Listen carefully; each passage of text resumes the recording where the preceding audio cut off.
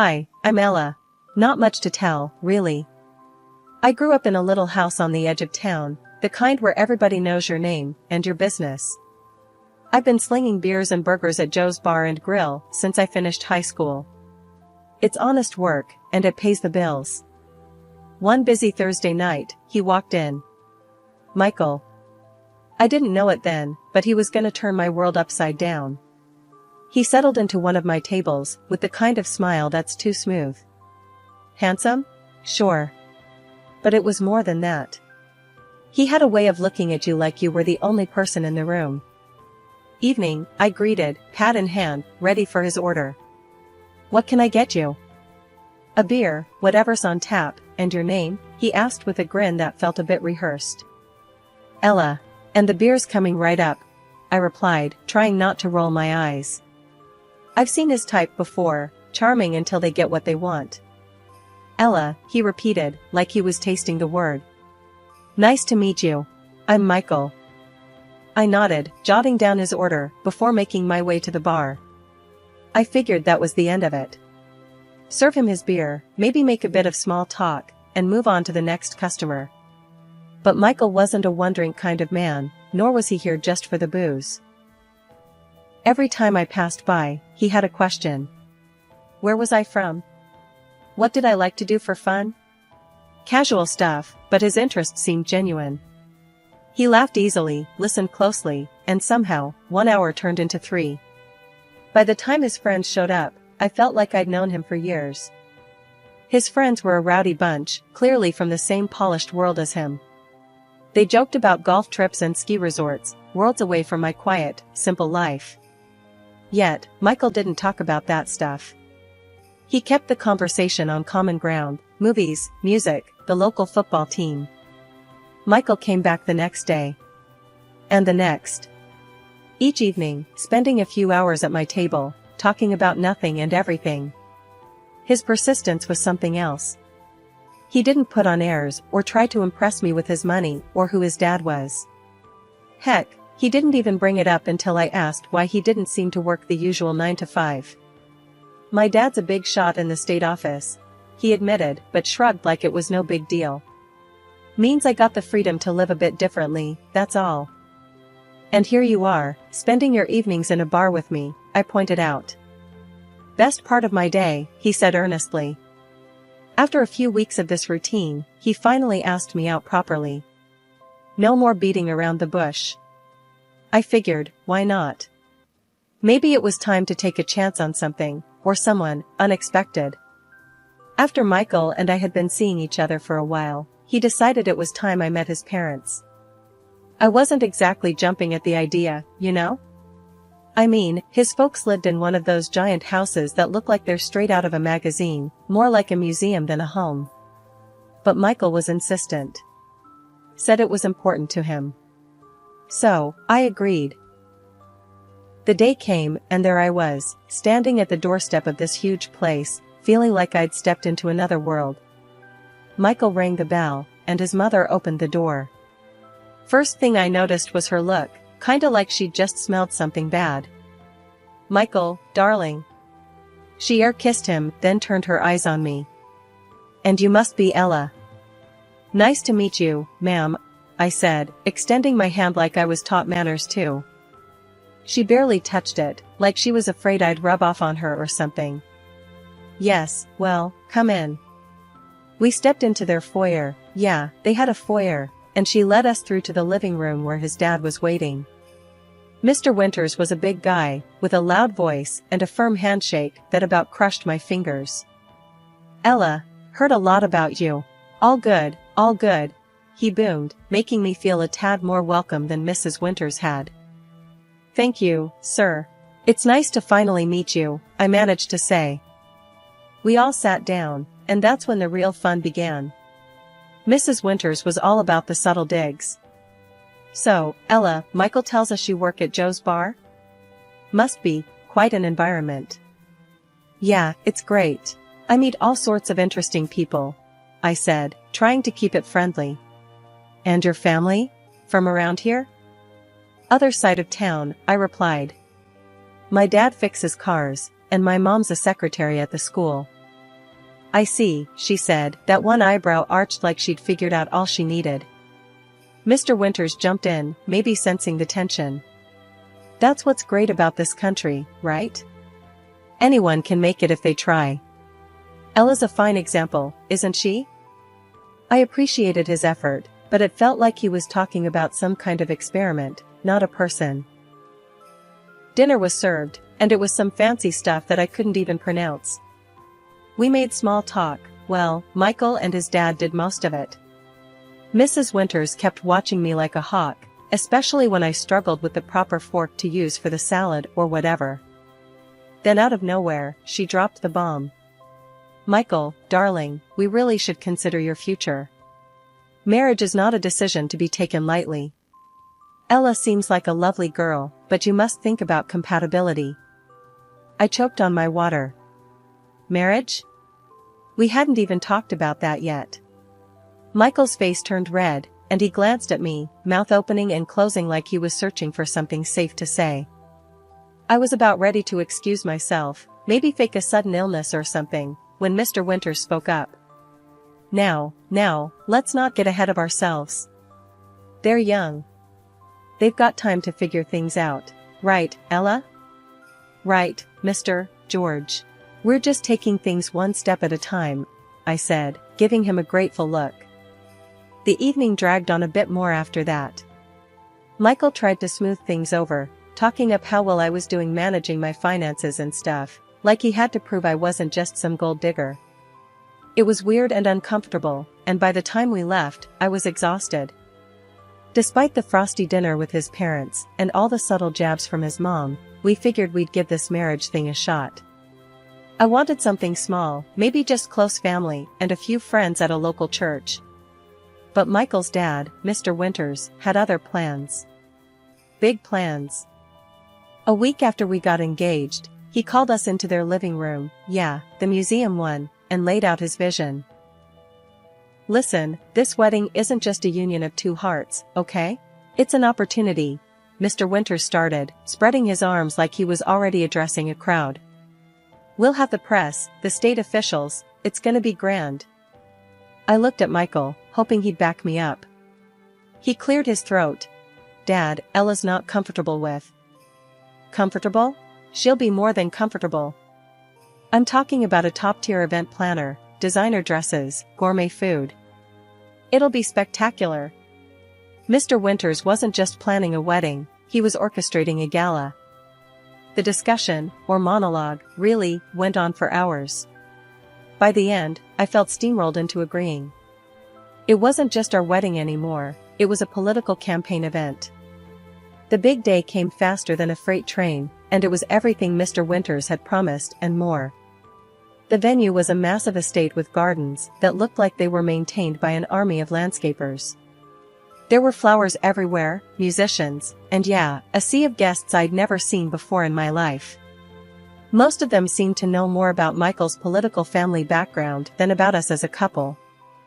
The ceremony itself was a blur. I walked down the aisle, feeling every eye on me, not with warmth, but with curiosity and scrutiny.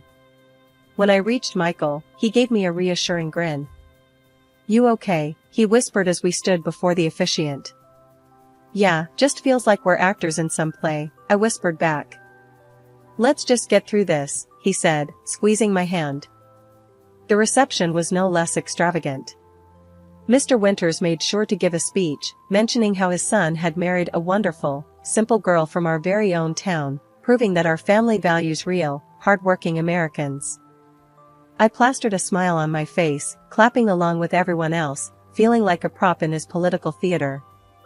Later, as we mingled among the guests, I overheard snippets of conversation. Great for his image, such a smart move before the election. It was clear this wedding was less about us and more about them. After the whirlwind of the wedding, Michael and I moved into the plush apartment his parents gave us as a wedding gift. It was fancier than anything I'd ever lived in, all sleek surfaces and designer furniture. It should have felt like a dream, but mostly, it just felt cold. Michael spent his days how he always did, out with friends, coming back late, sometimes not until the next morning. I tried to make the apartment feel like home, filling it with photos and little touches that reminded me of my old life.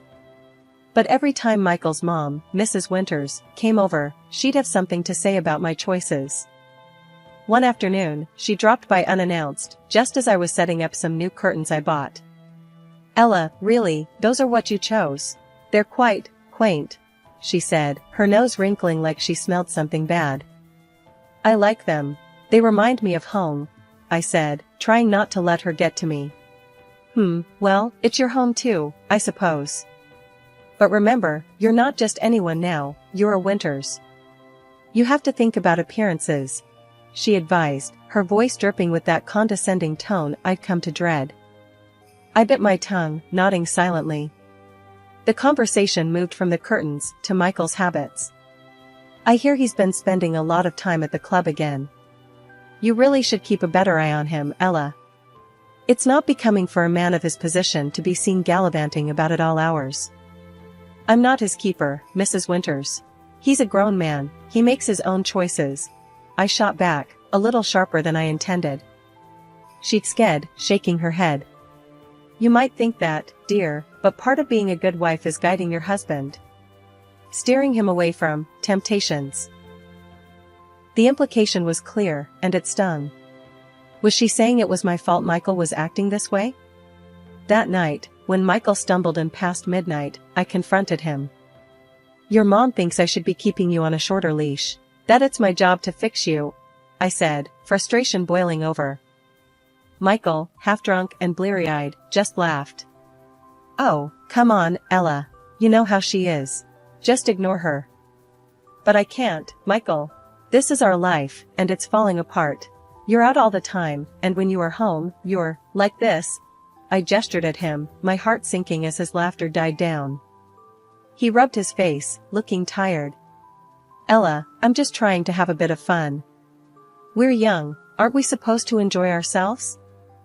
It's not fun for me, watching you throw your life away, watching us become strangers," I admitted, the hurt clear in my voice.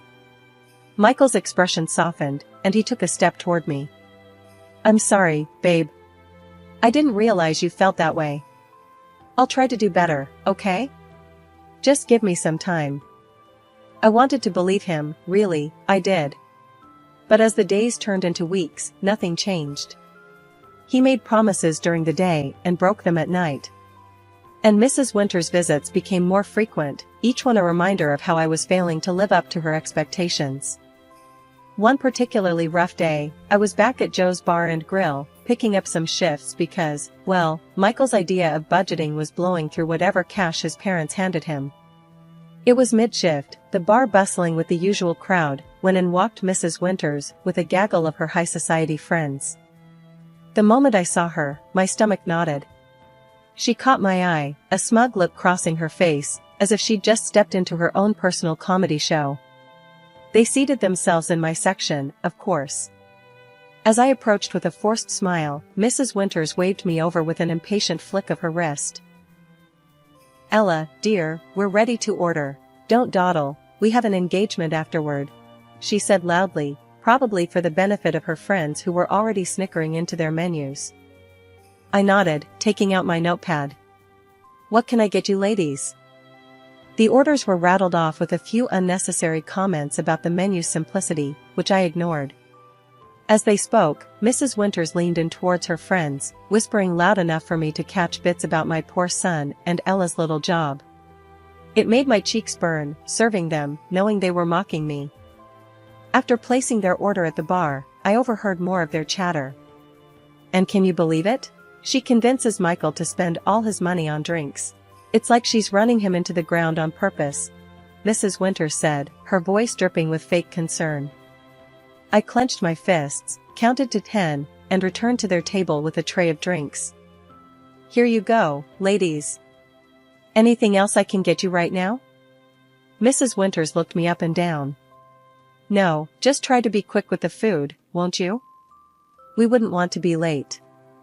The rest of their stay was a blur of backhanded compliments and rushed requests.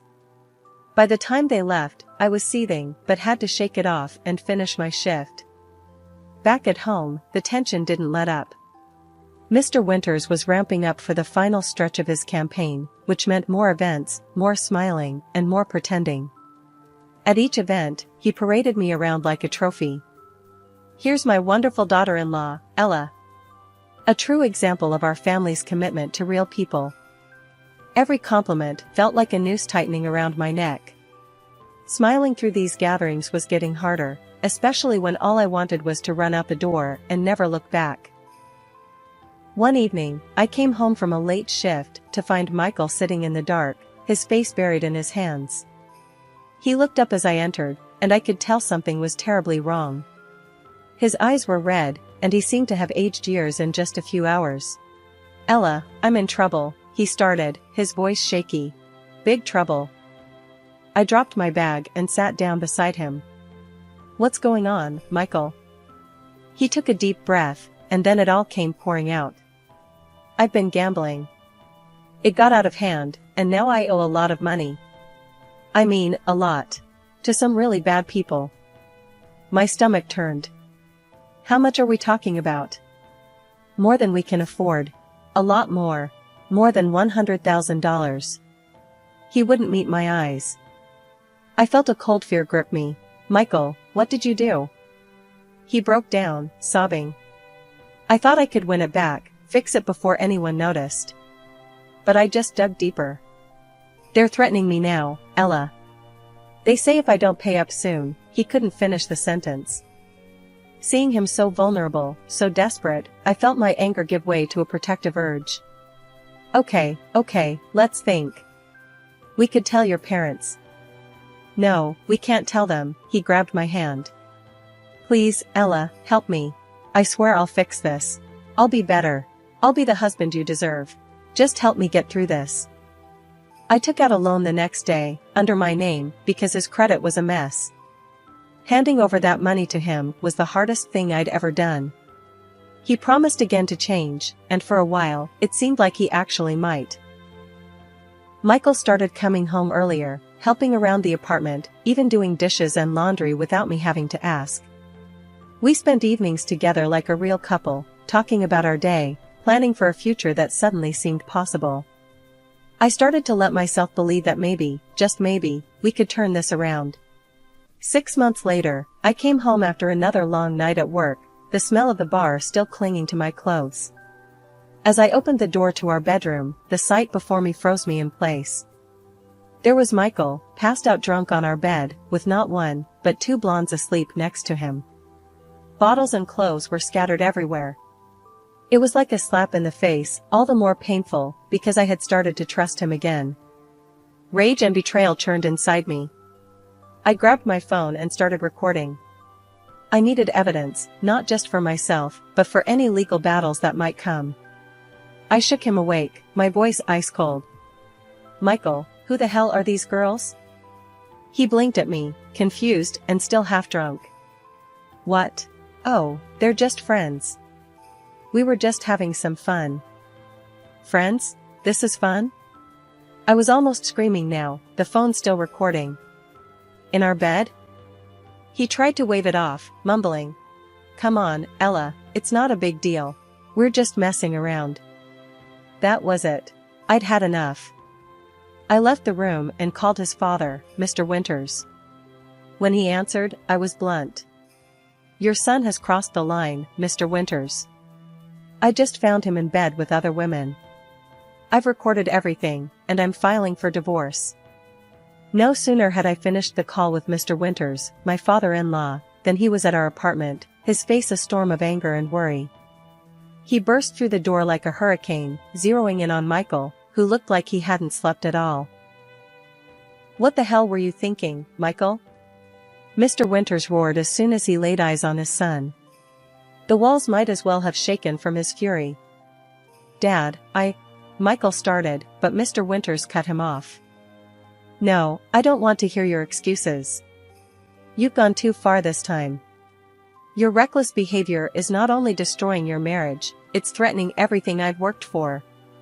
His voice filled the room, and I could tell this was about more than just family. It was about his career, his image, all of it hanging by a thread.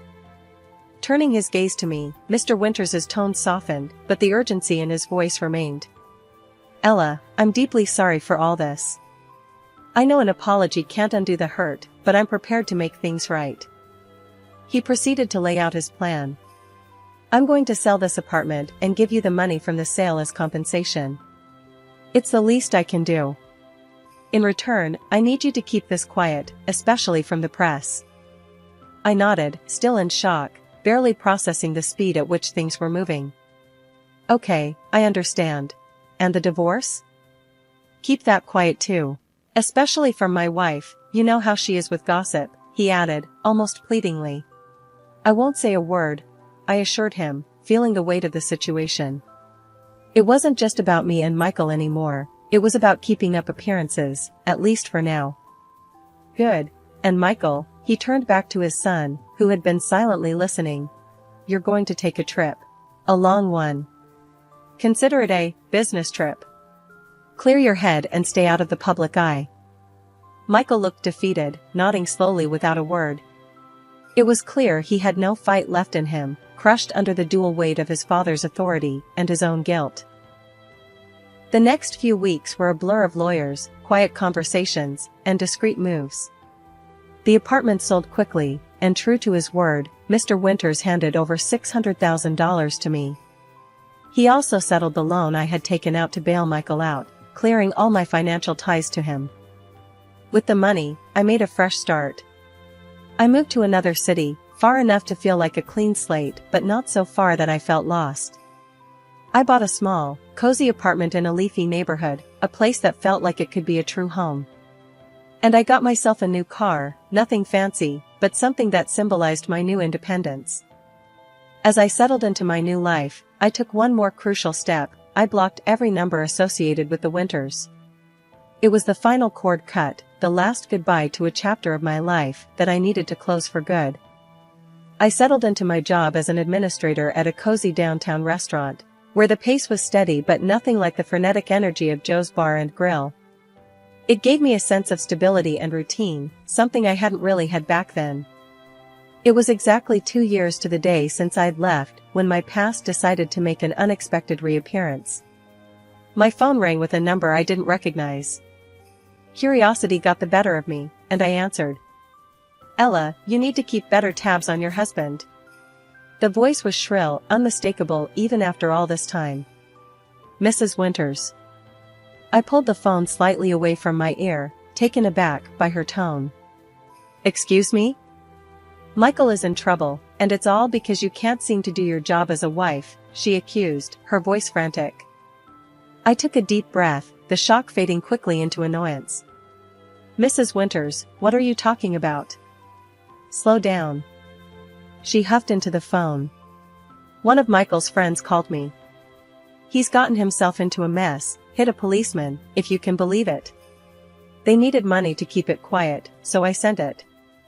Now, why weren't you watching him? I almost laughed at the absurdity of it. Mrs. Winters, Michael and I are divorced. Have been for 2 years now. I have no idea what he's been up to, nor is it my concern. There was a pause, and then, divorced? Why doesn't anyone tell me anything? Maybe because it's none of your business, I said, my patience wearing thin. And as for the money, Mrs. Winters, it sounds like you've been scammed. Michael hitting a policeman and needing money sent in a hurry? Doesn't that sound strange to you? She started to sob, her cries piercing even through the phone. What am I going to do? I took the money from George's savings to pay them off. He will be furious if he finds out about the money. That's something you'll have to sort out with him, I said, my tone firm. I really am sorry you're in this situation, but there's nothing I can do to help you. But Ella, I hope you figure things out, Mrs. Winters. Goodbye. I hung up before she could say anything else, blocking the number immediately after. Leaning back in my chair, I let out a long breath.